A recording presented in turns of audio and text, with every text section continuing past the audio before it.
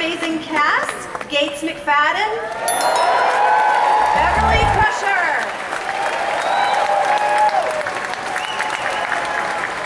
and last but not least, the amazing, the awesome, the incredible Sir Patrick Stewart.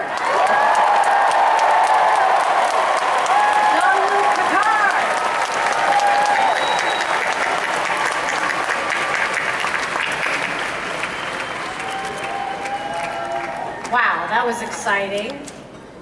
That's a lot of work up there on that screen, huh, you guys? There is. So, Patrick, the Next Gen crew together is not just an epic Star Trek moment, it is a historic moment in sci-fi history. How does this final season begin? That's for you. You asking me? Yes. I was told I was last. I'm so used to being last that, yeah, as much sympathy as you like. And now I've forgotten the question. Oh, how does it begin? How does season 3 begin? How does season 3 begin? That was a long time ago. You want to help us? How does season 3 begin? Alex? Well, I'm so sorry.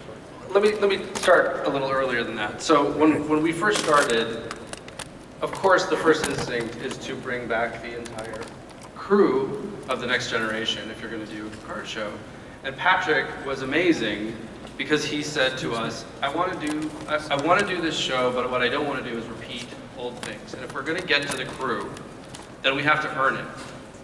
And I think we took 2 seasons to earn the return of the crew. And the key thing for us was that we did not want to have the crew sort of come and have cameos. We actually wanted everybody to have really significant roles, and we wanted to whet appetites a little bit to see them come back together. So at the beginning of the season, the crew is in different places around the universe, around the galaxy. You want to take it from here? No. Okay. And slowly we see them come together, but we wanted to take the time, because these are obviously such beloved characters, to get to see where they are now. Well, and it's been 20 to 25 years, if I may, jump Please. in. And, you know, I know, yeah. It's been 20 to 25 years, and we're all younger and smarter. It's just amazing. But, you know, we've, like, certainly Crusher's been just all around the universe. I mean, you saw the universe from the Webb telescope. That's where, you know, I've been all over that place. And so it's really amazing to have a chance to return to a character and this incredible man next to me and plunge in again, because we're different. We've evolved as characters. And it was really a gift. And I want to also thank Terry Matalas for the great story. He was our producer, and he did a fantastic job, I think.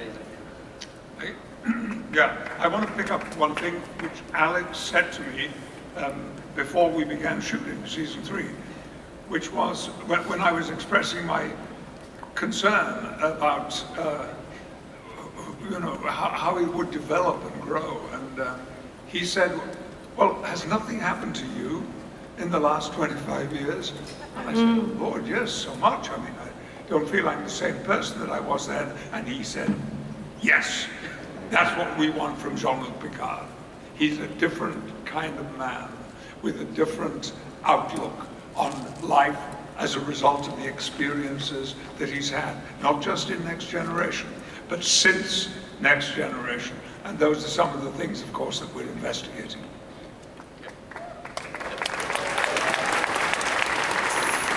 So it's my understanding that, Alex, you might have something new to share with the San Diego Comic-Con audience? Well, I mean, the first question that I had was, what are they going to look like? What do they look like? So you guys are going to be the first to see what they look like.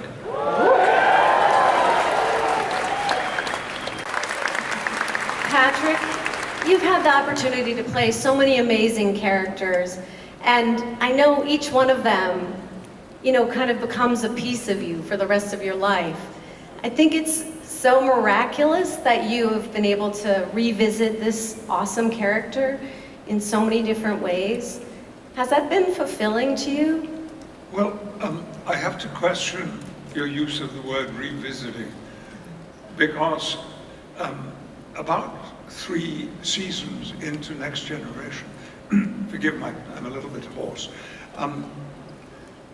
I realized that I was beginning to experience Jean-Luc Picard to a point where I didn't know where he began and Patrick Stewart left off. Wow. We were blending, and as the episodes and the seasons wore on, and then the movies, I found that Patrick became more and more of it, and I was trusting myself to have Jean-Luc Picard inside me, so that I didn't have to plan or plot or premeditate what would Jean-Luc Picard do under this situation. And so when we got to Picard, which I first of all turned down. Definitely did. But I asked to have a meeting with these beautiful, brilliant people who had invited me, so that I could explain to their faces why I was going to turn it down, and I did. And then Alex here made a long speech, and at the end of that meeting I said, could I please have that speech in writing? Ooh. And 2 days later I got, I think, 32 pages. And I was sold, because the emphasis was on who is Picard? Because we don't know now, because of what has happened to him, because of tragedies in his life. And so far as episode 3, the final episode, season 3 is concerned, he was having to acknowledge that there had been an incident in his life, in his youth, when he was a child, which had shaken him so profoundly that he had built up a false experience in his head to live with it and to excuse it. And season 3 explores that attempt and corrects it as well. And that was perhaps the most challenging as well as exciting aspect of the whole show. Yeah. Thank you. Yeah, thank you. Thank you. Rod, you grew up on the Enterprise with the Next Generation crew. How excited are you to see the family back for one more adventure? It's incredible. I did. I grew up as a 13-year-old running around the Paramount lot delivering scripts and making coffee. And took a lot of it for granted, running around the bridge of the Enterprise, seeing you guys do all this amazing work. and here I was just, wondering who needed their delivery.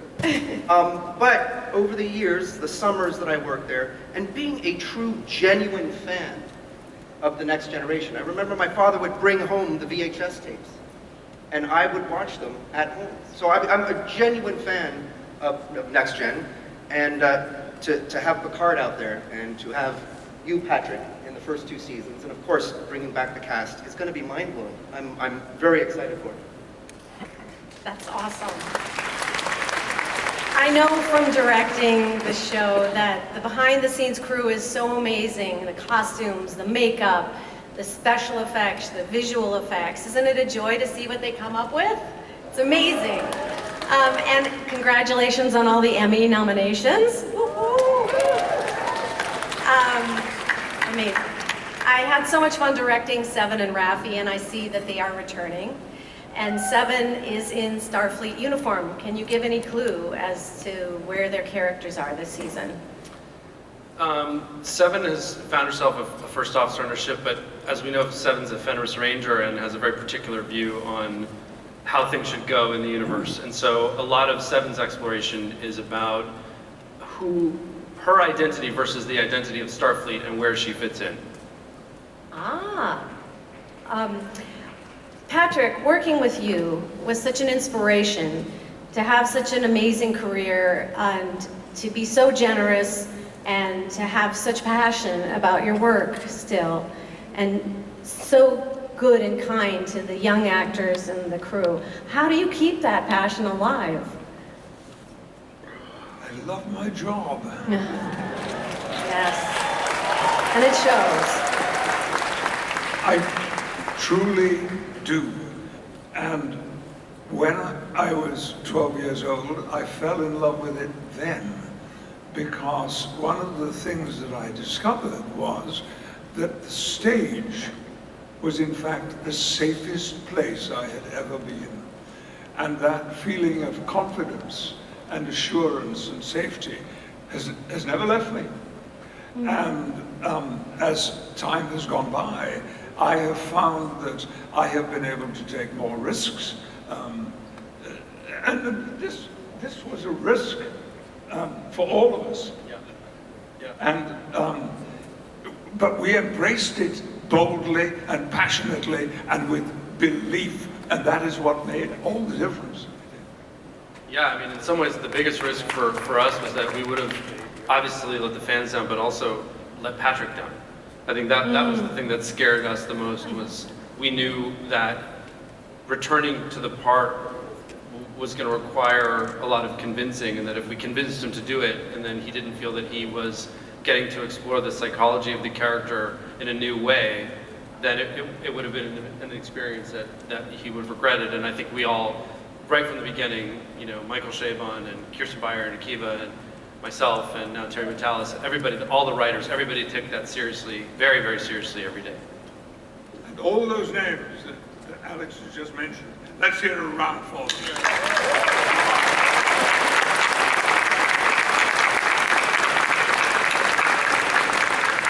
I think we have time for one or two questions from the audience. Is there? Hi, over there. Sorry. It's working, right? Yes. Yep. All right. Hi, everyone. Hi, Patrick. My name is Luke. My question is for Patrick. May I ask, how would an interaction between Picard and Professor X would go? Well, the first and most important thing to say about that is that John Delancey is, I'm sorry, your question has confused me. You're talking about Professor X. Yes. And you know, this is my problem with the alphabet, which I never properly learned.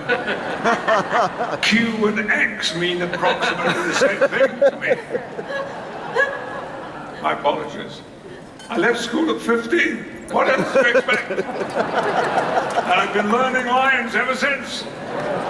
So, my ambition now is to learn the alphabet.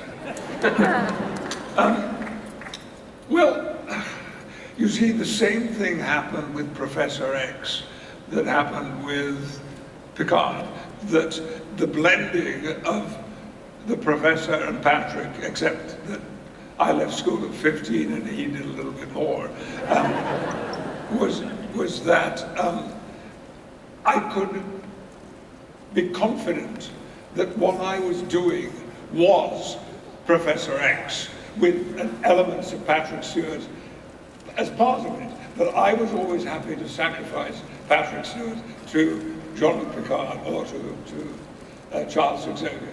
And that's how I've been about, I think, certainly the second half of my presently 60-year career. Wow. Next question, please. Hi. First of all, thank you for contributing to such a beautiful universe that offers hope and levity to humanity, especially when we all feel at odds with each other. My question is for all of you. Star Trek has done such a great job of developing more robust female characters in the last several shows. Yes. And I'm curious to see what there might be opportunity-wise for either Jerry Ryan or Gates to have their own spin-off as a captain. Sweet. I do know how to drive a ship, remember that.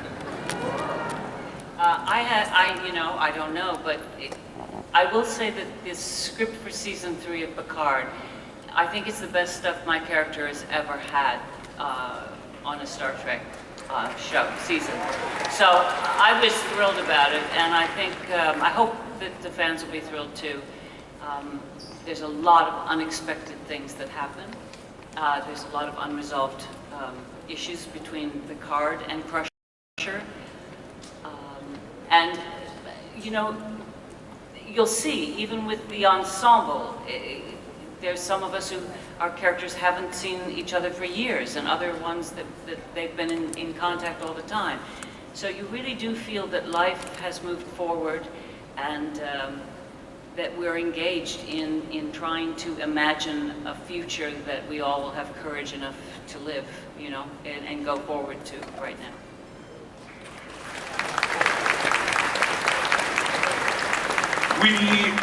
We carve out new territory in Picard, and whatever series of Star Trek it is that you watch or we are involved with, that is the most essential thing to remember.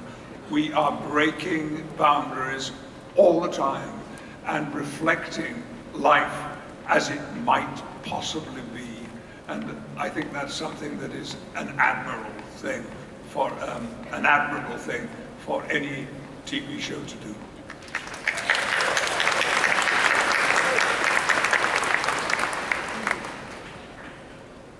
Alex, can you tell us about any future? I think she was asking about Any future with the ladies. With the ladies. Yeah.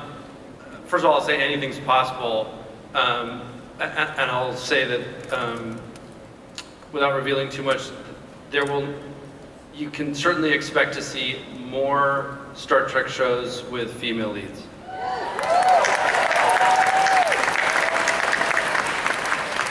I personally had a lot of fun directing the amazing... Oh, Lea, you're coming back for sure. Oh. But the amazing women characters. It was something that, you know, I haven't seen, and I got to do this great car chase with the ladies, and they were so funny and amazing, and just their kind of banter back and forth. You know, it used to be, when we started, there was one girl and you know, 8 guys. And just to have such an amazing, and the Borg Queen, and oh. And it is great to have other strong females in, you know, it was great to have Jerry and Rafi and to have the chance to work with them. I wish it, you know, I didn't have that much, but when it happened, it was really great. I had a lot of difficulties with this man. But I think we have time for one more question. Hi, my name is Ron, and this question is for Sir Patrick Stewart. Now that you've got the gang back together, is there any chance you would do a full featured film?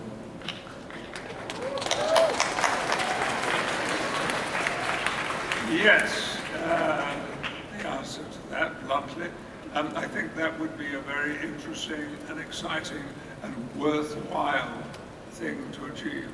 And why don't you just say out loud what you just said quietly to me just now? I think that in some ways season 3 is that. But of course, I mean, look, if you guys love it, let's see what happens. That's amazing. And I guess, let's see, we have 5 more minutes. What we do? more questions? One more question.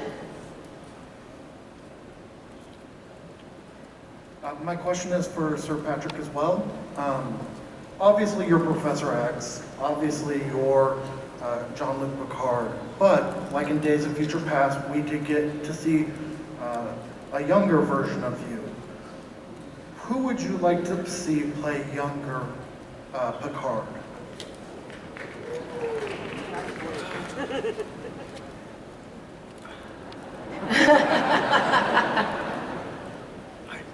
I find it very difficult to answer that question because it would mean stepping outside who I am. And as I've been trying to explain, he's in here inside me. So I don't think it has to be necessarily somebody who lost their hair at 19.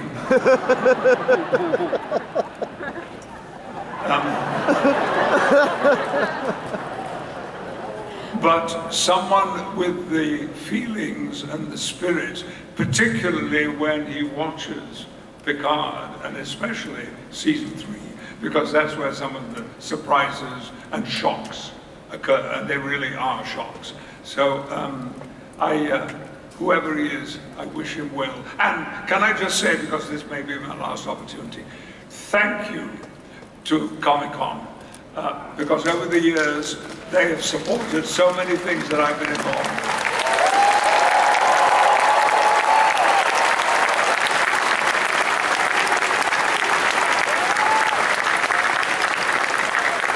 It is a wonderful experience to be here, and I'm very proud that I've been able to come back. Thank you.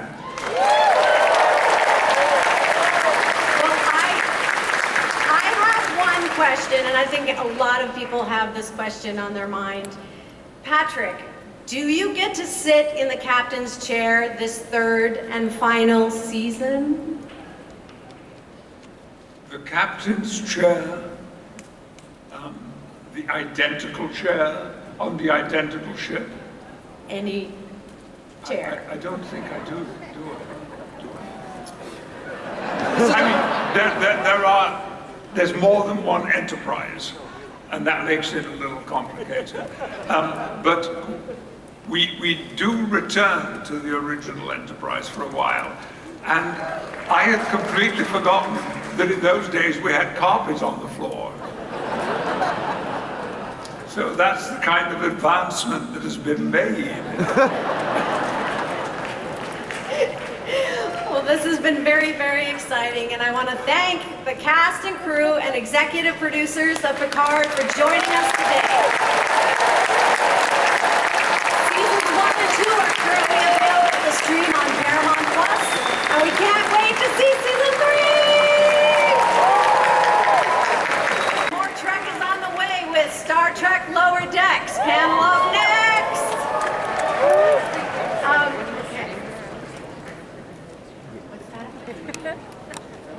Oh, then they know who I am. Okay.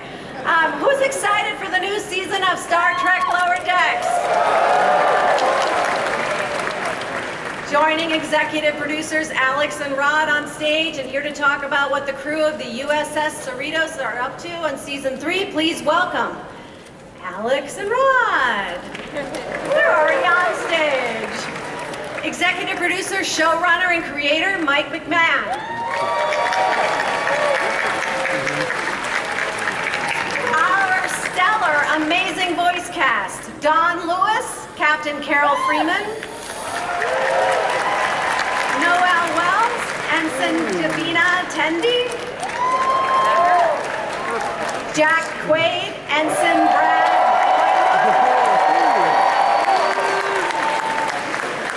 Tawny Newsome, Ensign Beckett Mariner,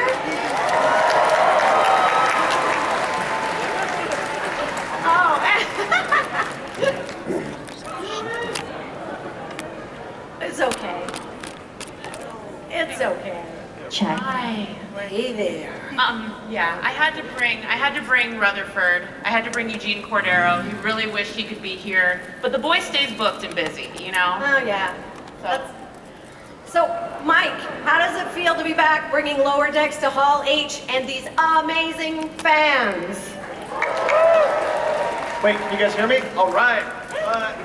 This is our second time in Hall H, but the first time since we've put a show out. So it's amazing to be back. We have just been dying not being able to share all of our Star Trek love with all of you guys, and yeah, we couldn't be happier. It's amazing. Thanks, guys. Tawny, we know you are a Star Trek fan, and now there are 2 seasons of Lower Decks out in the world and another one on the way. How does it feel to be a Starfleet officer? Oh my gosh, it's incredible. It's the only military I would ever join, like kindness, space military. Shout out to Space Force, sorry. Sorry to my other job that's done. But really the reason why I wanted to come here, no one invited me. I asked to come here because Mike and I, we have a beef that we need to squash. True. Trek beef. Sorry. We have formed such a bond. This crew, we are such a dang family, especially for an animated show. Why don't you let us record together anymore? Yes. Why are we always Yes. alone? I keep trying to tell Tawny that there's a really good reason that we can't record everybody in a room together the last couple of years, and she keeps yelling at me about it. But someday soon we'll all be able to be back Just together put an again. iPhone in the center of a room and have us all shout and spit in each other's faces. I don't see the problem. It does sound beautiful. There we go. It does sound beautiful. All right. Jack, in the Ready Room, they debuted a clip showing Yeah. Sorry, I love it so much. Sorry, continue. you were working in your family's raisin vineyard.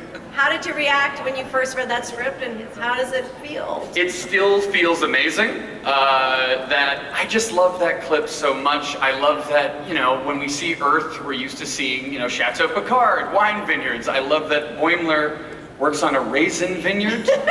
It's my favorite thing in the world. But Mike, I have one bone. I'm sorry. There's a lot of Trek beef happening on this panel right now. Beef. Trek beef. Thank you, Noël. Yes.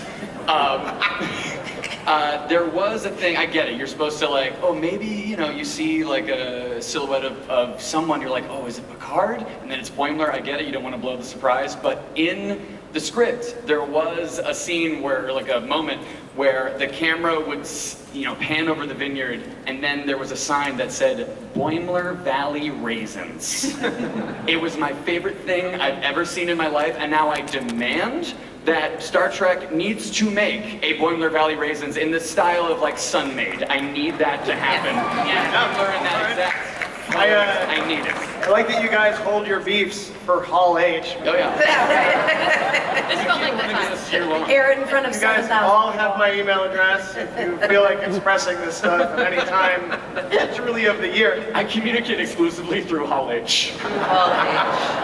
Now we have witnesses. We have backup now. Noël, the fans have already embraced and loved Tendi. In voice acting, you have to use your imagination so much. How fun is it to see the final product? This is my first Comic-Con, and it's so loud. It's my voice. Okay, wow, this has been so fun.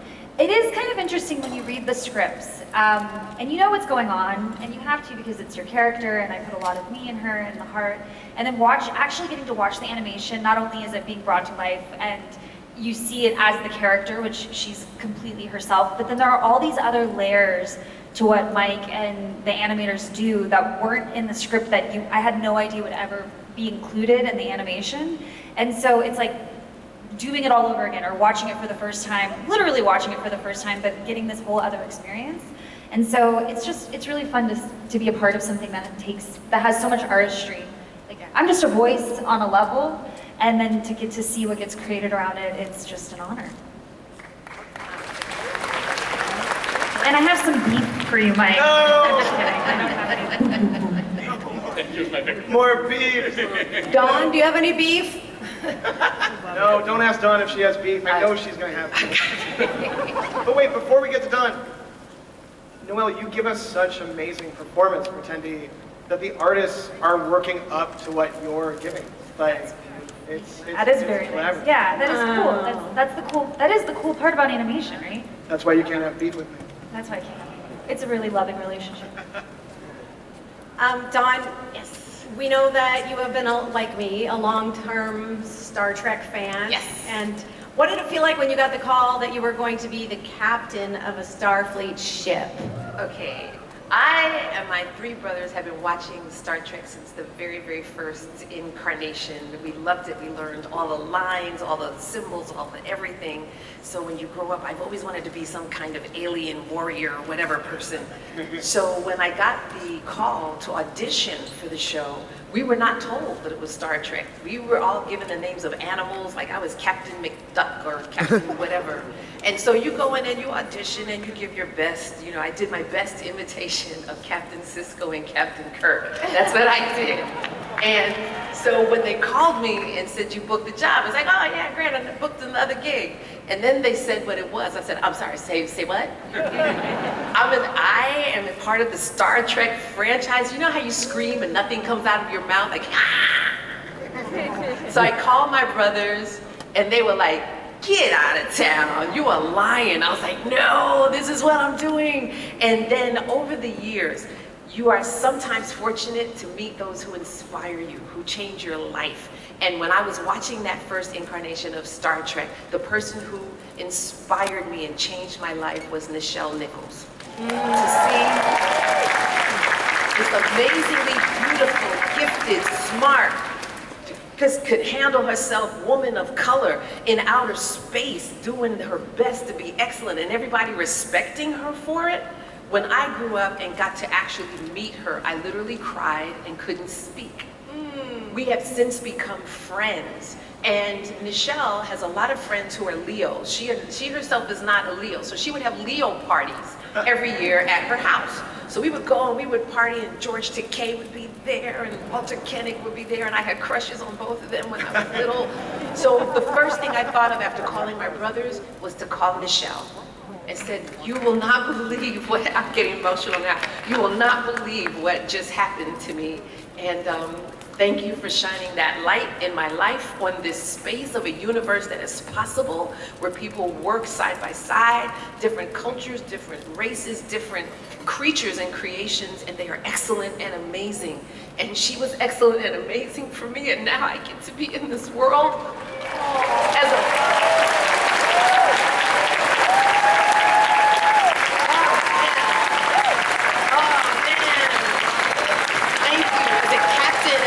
As a woman of color. Come on, y'all, the universe ain't ready.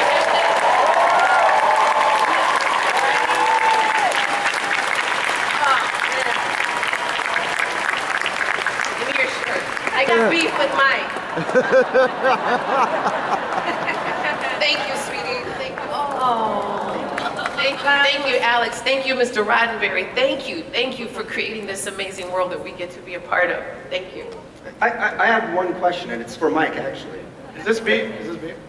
No beef. Every time I see you, your energy level, your geekery for Star Trek is through the roof. You say you love what you do, and this is like the best gift you've ever had.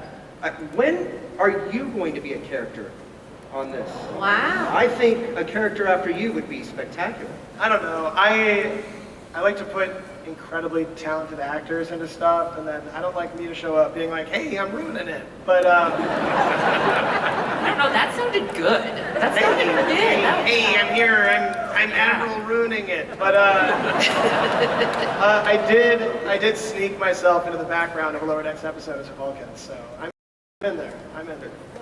Sometimes he does our temp voices. Like when they do the scratch animation and we're not there to do the record, all of a sudden it's like, why does Captain Freeman sound like Mike McMahan? Because it is Mike McMahan. He's living through all of us. It's amazing stuff that'll never get out into the world, ever. So, God. So we've shown a little of the season at Mission Chicago and the Ready Room, but with the season fast approaching, it is time to show a full-blown trailer. Yes, wow. We hope you enjoy it. Is Lower Decks really going to go to Deep Space Nine? Oh, we circle Deep Space Nine. We check out the pylons, and then we go into Deep Space Nine. What? Where we will walk the promenade. Wow. We will enjoy the Cardassian architecture. Will someone lick a Jumja stick? Will someone lick There's one Jumja of sticks? Jumja sticks? Yes. And you might see some friendly faces in there. Yeah. It feels to me like one last walk around Deep Space Nine. Like it's a really great episode. I can't wait for you guys to see it. Give it up for Deep Space Nine!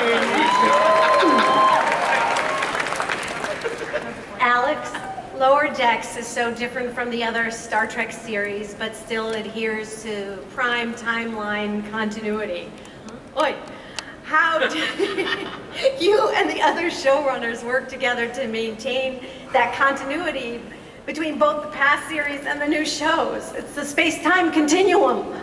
I mean, it's crazy because now with 5 shows, you really have to make sure you're not stepping on each other's toes. Yeah. And there's a lot of crossover because everybody wants to play with the same damn toys. So what we do now is every 2 months, I would say, all the showrunners get together and we all talk, and each person downloads what they're doing over the season, what they're thinking about doing over the season, the characters that they want to use. Sometimes there are characters that actually can cross-pollinate between different shows. We just have to make sure we're synchronizing how that works.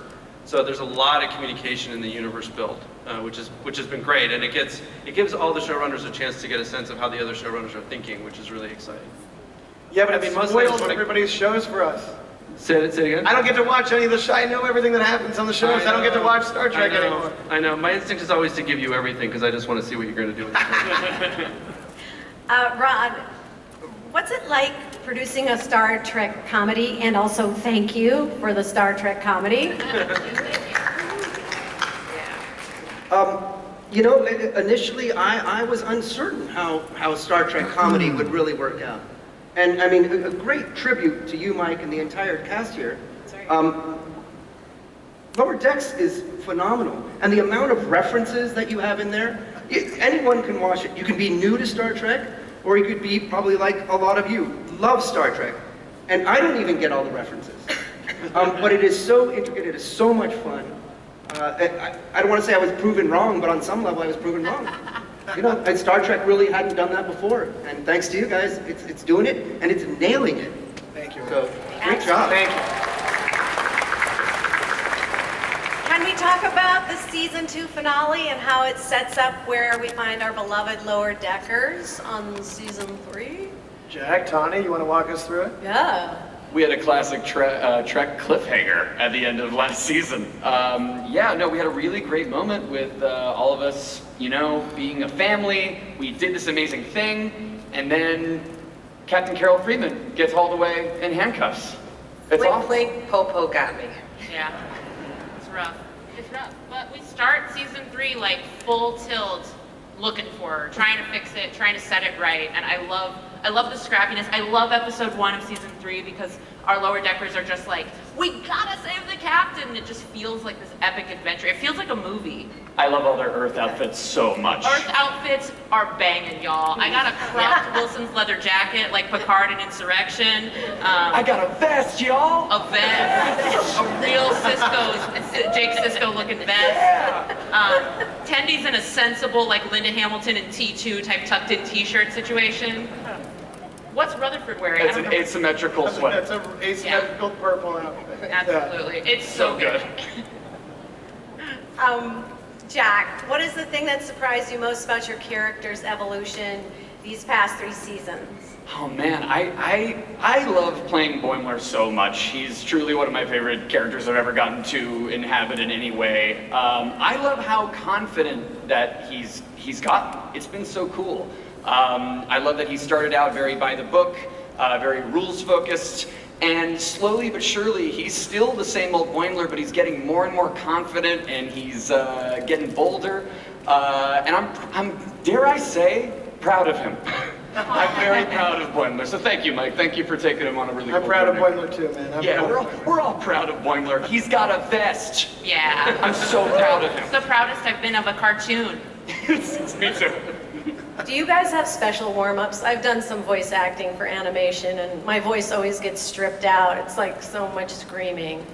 I like to save my voice for that, just let that come out.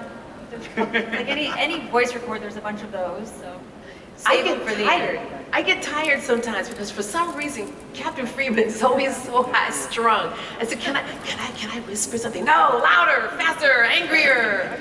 I was like, I need to be calm. We need to see. Every time you want to be calm, it's like a red alert. There's stuff hitting the shields, and you're like, red alert. We want to see Captain Freeman after a massage. After a massage, just chilling. Oh, Beckett, why you gotta be so crazy? Yeah, old Beckett. Boimler we can have. your character cool, you know? Yeah, my character needs to walk around in shades for Cool an Carol. episode. All right, we'll give you more cool captain. We'll give you Cool more. Captain It's not Carol. gonna happen. Breathe. It's not gonna happen. It's more beef. It's beef. The beef finally came out. We have a lot of beef. A lot of beef, my lord. I think my warm-up is just gossiping with Mike before we start. Nice. I get in the booth and I'm like, okay, there's so many things I have to tell you. And he's like, there's so many things I have to tell you. And then Brad, our producer, and our engineers are like, guys, we gotta go. Yeah, that's Brad's main job at this point. It's just like, guys, we gotta finish I think this. we all do that. I thought that was just us. We all have like a little chit chat, catch up. How's your life Yes, been? because Session we're real before we friends. record. We become a family. We become family. Well, I hope you all get to get in the same booth again soon. Yeah, I'd love that. So one booth, I've still never met Eugene in person. 5 characters. That's crazy. I've still never met him. I met him now. I know him. I know him very well now. Hey, Eugene. It's good to meet you, man. Hey, man. How you doing, Jack? Hey, He has so many voices. Mike, with season 3 premiering in a little over a month, what are you most excited for the fans to see? There's so much stuff. I mean, excuse me. Sorry, these guys had me out lower decking last night. There's so much this season I can't wait for you guys to see. There's epic episodes, there's heartfelt episodes. The Deep Space Nine episode is out of control. We've got the nefarious Exocomp Peanut Hamper returning. It's just so much fun, and I've said this a million times. There was a little while where we didn't have any Star Trek. That was a very bad time.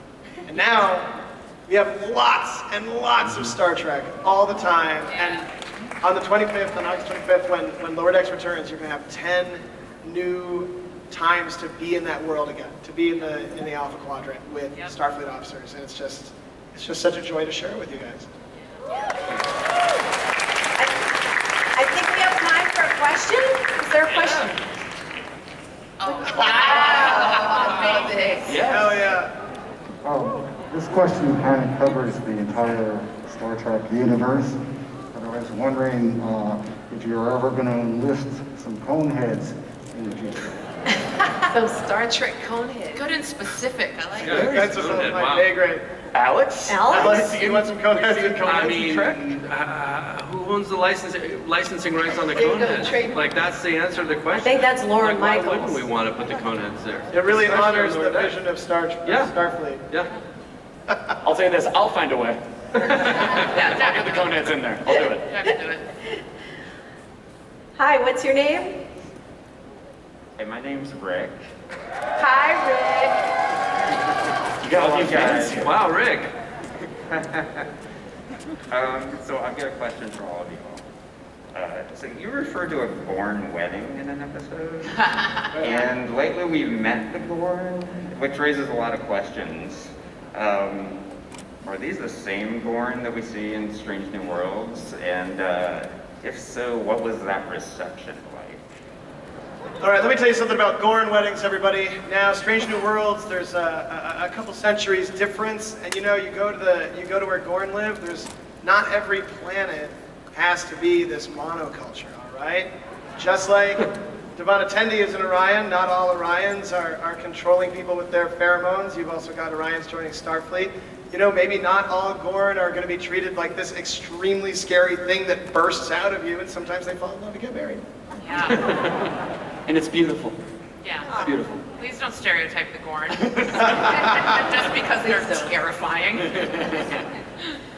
Well, I think that's about all the time we have, and I want to thank. Can I say one thing? Oh, yes. Oh, here we go. Okay, first of all, when we were here last time, we had nothing to show you guys, so you weren't sure what to expect, but you took this journey with us. And so for the last 2 seasons, we want to say thank you Thank for you so taking much. this journey with us, for trusting us, and for all of us going together where no tune has gone before.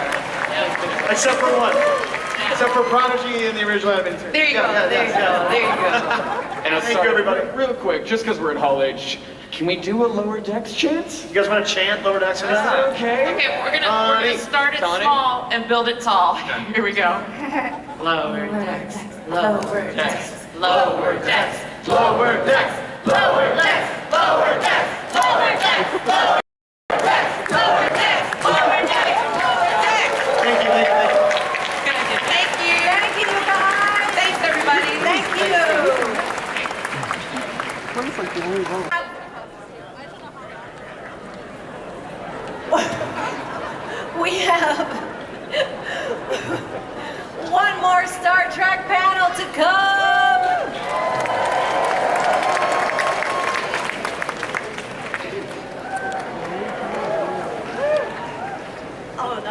Okay.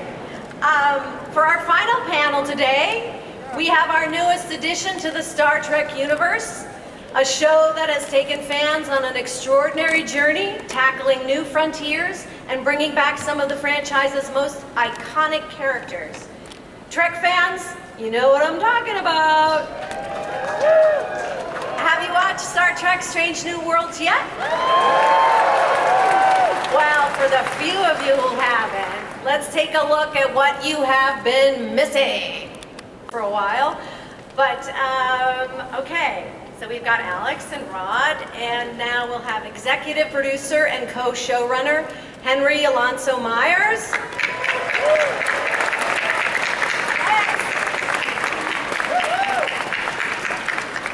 Christina Chong and Newsome.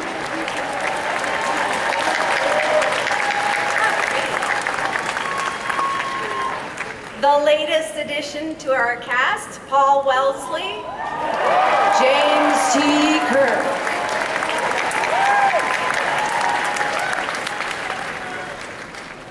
Celia Rose Gooding, Cadet Leota Uhura.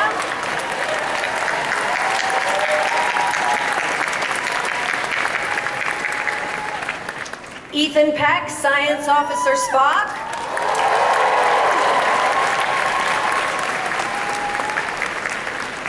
And last but not least, your captain, Anson Mount, Captain Christopher Pike.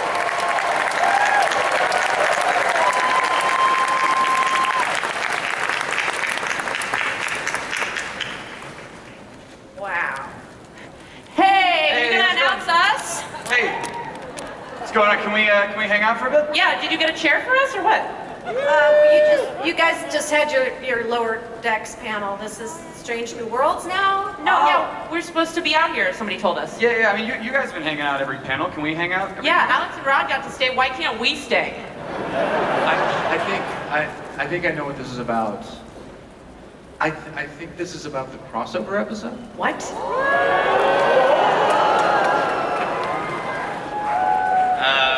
The honor falls to me to announce that in season 2 of Strange New Worlds, there will be a crossover episode. We're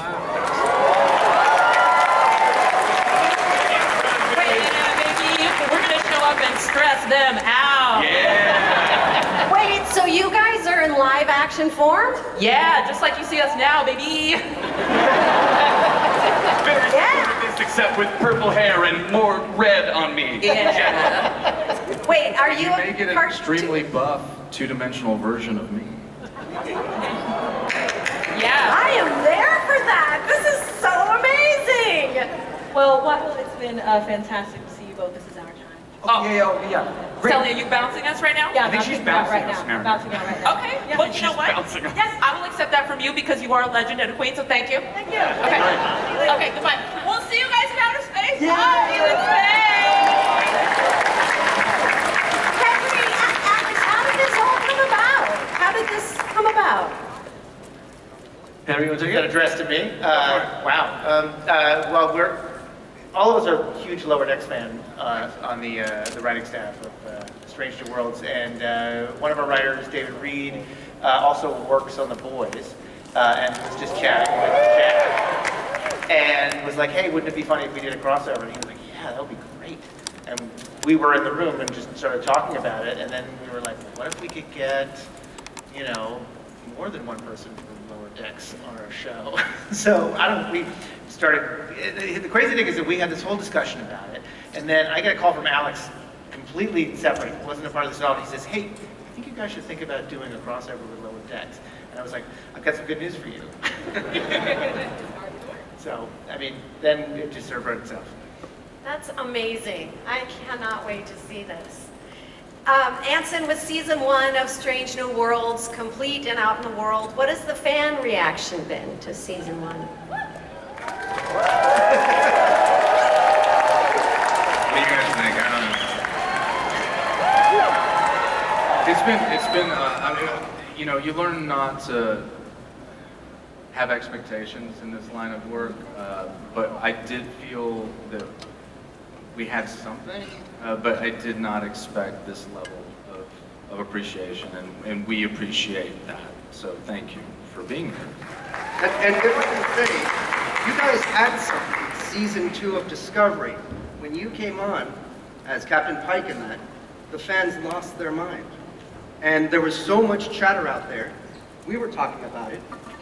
And because of all that chatter, because you guys loved Pike so much, Strange New Worlds happened. So, you guys did it. That's really in the show, the USS Enterprise is once again the hero ship. Yes. Ethan, what was it like for you coming back on that bridge? It was incredible. I actually remember the day that Anson and I were on set together on Discovery in season 2. And he said, "Have you seen our bridge?" And I said, "What do you mean?" He said, "The Enterprise bridge." And so that was a very salient memory for me. And yeah, coming back for Strange New Worlds was just a dream come true. I can't believe I get to do this and have this experience. It's really wonderful. Thank And I remember saying to Alex, I was like, "You guys are spending a lot of money on this bridge. Be ashamed to get rid of it." It's so true. God, when we built that bridge and we stepped onto it, it was like, oh, this needs a show. We have to do it. We have to do it. Also, Rebecca's back, and she couldn't be here today. She brilliantly plays number 1. But she's also was with you both on Discovery. What has it been like getting the band back together again? It's fantastic. We benefit from having the same sense of humor, and we knew the three of us gelled really together. So yeah, there was this anticipation of how was the larger group going to feel, and it's just been great. We have so much fun at work together. Yeah, and when we were together in Discovery, we were like, is this a thing? Like, maybe this is a thing. And here we are, it's incredible. All of your characters have ties to Star Trek, the original series lore.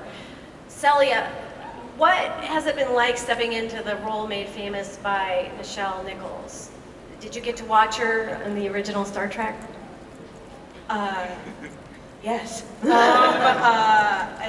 It's been incredible. I mean, her legacy stretches beyond entertainment. It stretches into space exploration and representation and opening the doors for, this is so loud, opening doors for other Black women in entertainment. And so to have an opportunity to sort of step into that legacy, put my own little spice or whatever on it, it's been incredible. I mean, all of this has been such a dream come true. And for me specifically, it is, if not all thanks to Nichelle, it is a majority of the thanks to her. I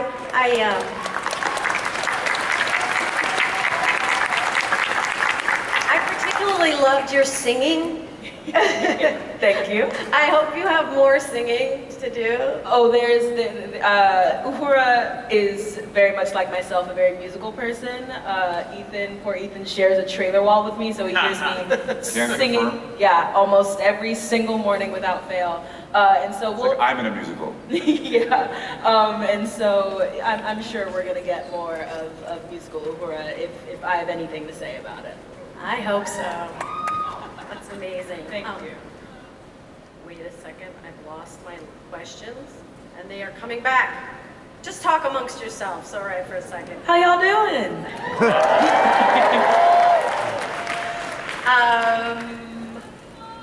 Oh, thanks. It's Paul's birthday today, by the way. Yeah. Should we all sing happy birthday to him? Yes. 1, 2, 3. Happy birthday to you. Thank you. Happy birthday to you. I hate you. Happy birthday, dear Paul. Happy birthday to you. All I'm going to say is I specifically said to Christina, I said, whatever you do not make them sing happy birthday to me on stage. So thank you. This is the second year. Wait.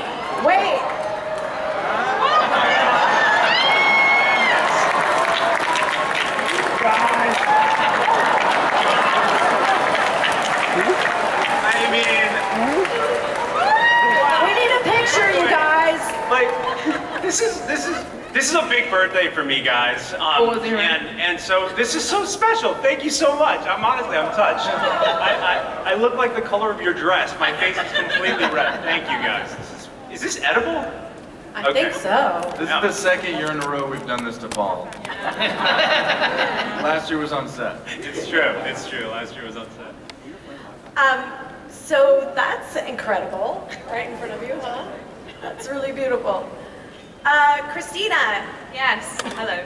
Your character is, of course, related to Khan. What is it like to play a new member of this notorious family and bring something new to it? Comic Con! Comic Con! That was Celia's, I stole it. So, yes, for me, I'm a new Trek fan. So obviously I had to learn all about it once I'd gotten the role, and when we sat down for a Zoom meeting with Henry and Akiva, I knew nothing about the character, only that she was a chief security officer. So when I found out she was related to Khan, and I went and then watched Wrath of Khan and Seed Space, I was like, oh my god, that's cool. So I love that I get to be a descendant of his, but obviously Leanne is very different. She has some traits that Khan has. She's a formidable fighter, she's very tactical, she's a leader, but her decisions come very much from a place of wanting to learn and grow and evolve for the better. So yeah, it's a lot of fun, and I don't know, who knows, maybe we get to see a version of Lan where she inherits more of the other side of Khan. I don't know, do we, Henry? I don't know. Maybe. Hey, Rod, your mother played both Nurse Chapel and #1 in the original series. How does it feel to see both of these characters back on the screen featured in the Trek series? You know, obviously I love it, but my mother was really the unsung hero. This business is difficult, and my father went through a lot. He got a lot of no's. Luckily, Lucille Ball said yes, and that's how Star Trek came to be. But my mother was second in command. She was the first #1. And to bring her back again, and to portray her character that way, I couldn't be more grateful. And I know she would love it too. And Nurse Chapel finally gets some great lines. So this is fantastic. Anson, in this season, we saw a fairy tale come to life, a horror Gorn story, a cat and mouse thriller, just to name a few. What's it been like to take so many genres from week to week? Is the energy different, getting to work in such different settings from episode to episode? It's so much fun. You know, my taste as a viewer has always been serialized, but we knew early in our conversations with Alex that this needed to be episodic. It needed to be Planet of the Week kind of thing. And really, you know, with the leadership of Henry and Akiva, seeing the potential there, not just in having a new story of the week, but that allows us to play with the mode in which it's presented. It allows the show to be a tremendous amount of fun, just both to do and I think to watch. And so you're going to see, we took some big swings in season 1, as you've already seen, but we're going for the fences in season 2. How fun was it to play the alternate fantasy version of your character in the storybook fantasy episode? Oh, Sarah. Well. Fan favorite, Sarah. Honestly, to be Sir Roth is a recycled Polonius from graduate school. That's all I did. Brought him back. Awesome. Alex, Henry, what made the Gorn the perfect choice of villain for this season? I think early on when Akiva and I were breaking story for the pilot, we wanted the Gorn to be the big bad of the season, and obviously, I don't know, for us, the Gorn holds a very special place in our hearts from TOS, but the idea of what we could do with the Gorn now, given technology and where it's at, felt like a really amazing opportunity. And we were really excited about stretching them over the course of the season as kind of the big bad, even though the show is episodic. So I don't think it's going to be the only time you see the Gorn. They're the lore of them and the way they were presented they're just too exciting and too interesting. Speaking of the Gorn, the second to last episode was so gut-wrenching. Can we take a moment to talk about Hemmer? What an amazing character. Celia, can you talk about working with Bruce on that episode in particular? It's such a pivotal moment for Uhura and her future in Starfleet. Yeah, of course. Who Hemmer is to Uhura, I think is so crucial. Anson was just telling me in the elevator, he was reminding me of the story of Nichelle's actual relationship with the franchise and how in her first, sorry, I'm losing my words right now, but there was a point in her career where she didn't know if she was going to continue on in the show.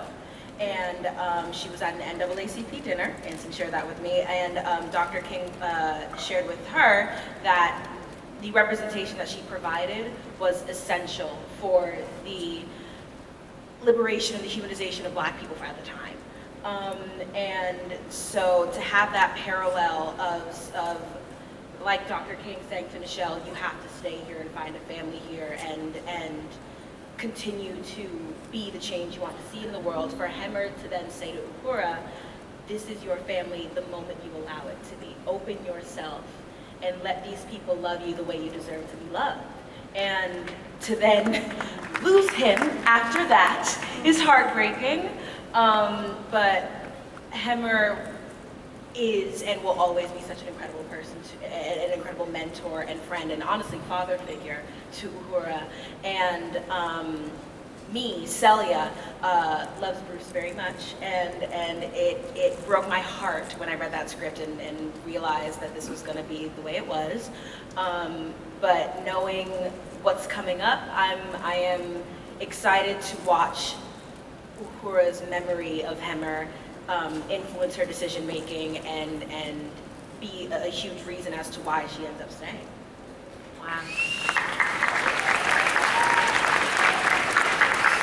Ethan, first of all, when you fought yourself and they used the original Star Trek fight music, I about lost myself. I mean, it was like the greatest thing ever. And I know you were beside yourself as well, but what was it like? And in the new season, will we see more of the human side of Spock? Yeah, it was an amazing opportunity in that scene to really view Spock in his very separate parts, human and Vulcan, and to pit them against each other was a very surreal and unique opportunity. And yeah, in season 2, we'll see Spock really wrestle with his human side much more. He will continue his experimentation with his human emotions, and it will sort of lead to fundamental changes in some very important relationships in his life. Awesome. Alex or Henry, we also have to talk about the season's finale and Balance of Terror. I mean, where did you get the idea to remake a classic episode? Well, I wish I had a better reason than I just always loved that episode. We'd had this idea in the writer's room that we could do, so we called it the Ghost of Pike in His Future. So basically we could do a Christmas Carol, but with a classic episode of Trek where we put our characters in and we shoot it on our Enterprise with our characters, and see exactly how that would change the course of the story. And for whatever reason, that one just, it's been a favorite of mine. So, when I was discussing it with Chris Fisher, who directed it, the idea came out to take huge sequences of it and try to do a shot-for-shot remake with sections of it. We worked with Magdalena Gorka, who shot that episode, to make photography appear with the same sort of eye lighting that they would do in the classic episodes, but then also to know exactly when it's going to twist, when it's going to turn into our version of it. So, it seemed like a unique opportunity that only we could do on this show as a finale, because it's not something that any of the other shows would have an easy time doing. So it felt like it just felt very strange New Worlds to me. In the finale, we also get introduced to James T. Kirk. Who's that? I saw that you got the official blessing from William Shatner to play Kirk on Twitter. #amazing. How important was this to you as you joined the Star Trek family? I mean, yeah, oh gosh, that's loud. Yeah, listen, he didn't have to do that. He really didn't have to do that. Nobody asked him to do that, not to my knowledge. And I thought that was such a classy move. And I actually saw Mr. Shatner, Bill, I call him Bill, 2 days ago at his handprint ceremony. We had a great chat. He's such a lovely guy, and his support means everything to me. I mean, truly, I'm so touched by it. Can you tell us anything about what the fans can expect from Kirk in season 2? Yeah, I mean, look, we only saw Kirk really for a handful of scenes in the finale, and so that specific episode was fairly intense. And if you watch the original Balance of Terror, Kirk is quite intense in that episode. So I'm looking forward to viewers seeing a different side of Kirk, and certainly not an alternate timeline Kirk, but a lieutenant on the Farragut. So he's a much younger Kirk. He hasn't quite developed into the Captain Kirk that we know, and he has there's more levity. It's an exciting season. So I'm really looking forward to people seeing that. No. Oh, thanks, I love you. Is that my mom up there? The effects are amazing, and that's a lot about the AR wall. Can you guys, Anson, you were telling me about working with this wall and how crazy and incredible and disorienting it is. Can you talk about that for Yeah, it's what's slowly starting to replace green screen technology in our industry. So instead of shooting in front of a green screen that is later you plug in the CG environment, the CG environments are created before we shoot, and you walk into a large soundstage, and essentially the walls and the ceiling are all networked high definition screens, and the environment is there, and you're working within the environment. And the computer program that controls it also sees through the camera. So when the camera moves, the background can move to make the background look as far or close as you want it to look. So you can really, it just gives a size to the show that we've never had before. And allows us to be in the world and not have to be building that in our head as we're acting. It's incredible. Yeah, no, it's an amazing tool, and what it does, we chose to shoot Strange New Worlds on much wider lenses than we do the other shows, and so that when you look at the show, it feels huge, and I think the AR wall makes a big difference because you're seeing the actors in the frame, but you're also seeing all that incredible background. And what's really nice is that before we had the AR wall, we had to decide how many shots can we actually afford in this scene, so we can have like 4 or 5, so we can never really point the camera this way. We always have to kind of point it this way and then pick our shots this way. Now, you can point the camera in any direction, anytime, and it's the same price across the board, which makes the scenes feel much bigger and much fuller, which is really great because, as you know, visual effects are wildly expensive and have to be really thought through in advance. So those walls that Anson's talking about take a good 6 to 8 months to prepare before shooting. So when the writers start the writer's room, we have to start throwing environments into the pipeline so that they're ready when we go. On that, we're all excited about season 2 of Strange New Worlds, and it's confirmed. Is there anything else that you can tease about the continued adventures of the USS Enterprise? I will say, if you thought episode 8 was a bit out there, well then in season 2 there's an episode which tops that to an even bigger level. So I'd say a couple episodes that top that. One then.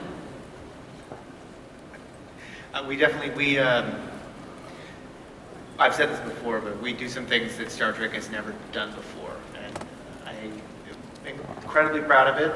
This cast brought everything to it, and I cannot wait to share it with you guys. That's amazing. I guess we have time for a question. Hello, my name is Serena. Hi, Serena. Hi. I absolutely love how this season has been both light and dark, with the light episodes, with the fantasy episodes, with the dark also with Captain Pike. figuring out his future and what he saw and maybe trying to change it. So my question is this: the costuming has been outstanding. And we know that hair is bigger in Texas, but hair also is bigger in space. Anson, did you have anything to do at all with how each episode it gets a little taller, Johnny Bravo? I will relay that question to my hair, and he will get back to you. Yeah, he's number one on the call sheet. No, so the hair is due in large part to our resident hair guru, Daniel Losco, and the entire hair department. The hair memes have been fantastic. And I don't know what else to add. Well, Perfection. I'll let him know. Next question. Hi. Button lady. What's your name? I'm the button lady. All right, button lady. Many of us know that M'Benga was not the ship's doctor under Pike. I would love to see a deep, heartbreaking, and exciting story where M'Benga loses or gives up that position while still being a doctor on the ship and having to deal with that change and loss. Could that happen, or have we just completely reimagined that? What I would say is that you're talking about the TOS era that we're familiar with. We are not there yet, and a lot of things can happen between then and now. So we're not trying to rewrite canon, but we're trying to deepen our understanding of how things come to be. And I will say, as far as I'm concerned, Babs will be Dr. M'Benga for a long time. Hello. I love all your pins. They look fantastic. What's your name? Hi. My name is Sophia, and I am a high school science teacher who works with students who have dyslexia and other executive functioning needs. And in Discovery, we learned that Spock has dyslexia, and thank you for making that a superpower, because in science and engineering, it really is. And my question is, what do you think about exploring Spock's dyslexia more in the future, and or other learning differences? I think it's great. I think you all could answer that better than I could. I think it's essential. We definitely made that choice on Discovery for a reason, because obviously we were revealing many things about Spock that people never knew before on Disco. But I think Star Trek uniquely gets to carry those kinds of conversations as a form of empowerment. And that's something that we really look forward to doing in every show that we make. But we really make a point of it, because if you can't see it, you can't be it, right? So we need to make sure that people can see what they're capable of, and not just take such a limited point of view.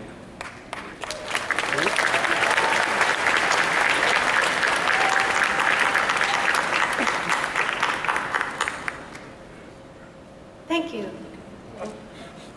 My question is for Alex Kurtzman. My question is for Alex.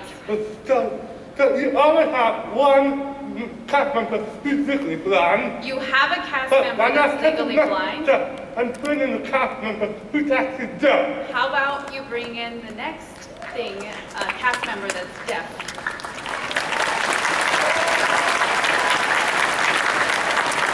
I think it's also a terrific idea, and it's definitely something that we'll take into the next 2 Star Trek shows that we are currently developing. By the way, I'd just like to take a moment to acknowledge our fantastic ASL translators here. Thank you for being here.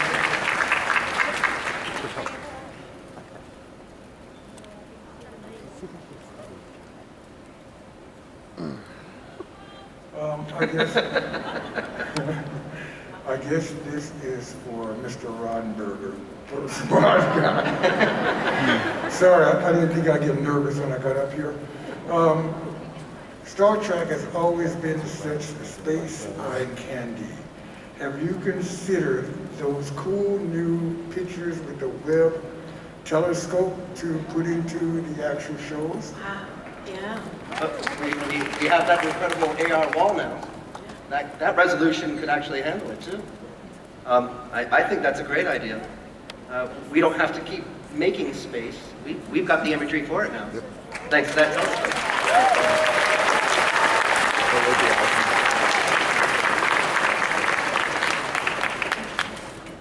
Thank you. Hello. Hi, my name is David. Hi, David. Quick question for Rod and Alex, and as much as I like for it to be about this series, it isn't, but you guys have done a phenomenal job. Last panel, Mike brought up the last look at Deep Space Nine. Have you had any discussions about looking again at that series and bringing us up to date on those characters?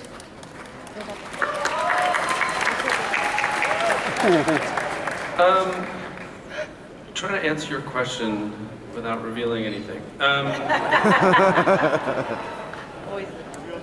I think you're always having conversations about the history of Star Trek, and obviously Cisco is a critical figure for everybody. So conversations definitely have been had. What I'll tell you is that for us, we don't want to just launch into something without going, oh, we have now a new idea, a new reason to do it, a way to turn it in a new direction so that it's not just repeating the thing you've seen before, but it's also honoring the thing that you love. So if we ever do go down that road, other than what we're already doing on Lower Decks, I think we would all want to make sure that it was coming from that place of being able to tell a new story while honoring the old one. One more question. My queen, my queen. You look amazing. Thank you. My question is for Celia. Hi, Mama. How was it to play in such incredible costumes? I think I speak for everyone when I say that the fantasy episode, just to put on those costumes and to be out of our usual uniforms, it was so exciting. I love the idea of playing an evil queen. It was a lot of fun to do. And I mean, for me, because of my theater background, I find that costuming is such an essential part of grounding oneself into a character. And so, I mean, y'all see the material, it's iconic. And so it was fantastic. I hope we get to do something like that, super fun again. This is my formal ask right now. I'm taking this time to ask you if we could do something like that again. I think it's also important to acknowledge Bernadette Croft and her incredible team who built these costumes. Bernadette's here?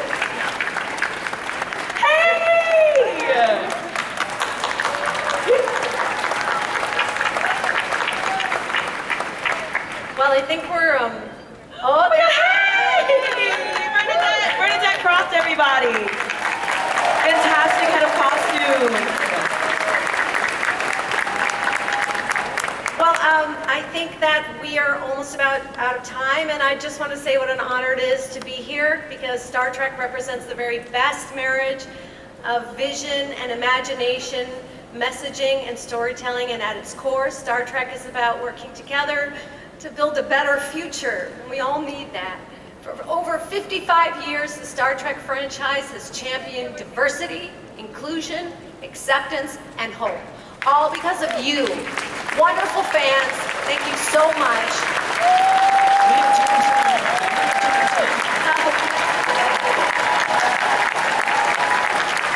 Thank you so much. Thank the cast and the executive producers of Star Trek Strange New Worlds for joining us today, and all of you awesome people for coming up for the Star Trek Universal panel and San Diego Comic-Con. You can currently binge all of Strange New Worlds Season 1 on Paramount Plus, as well as all of your favorite Star Trek series. So enjoy the rest of your con and live long and prosper! Ladies and gentlemen, let's hear it for all our special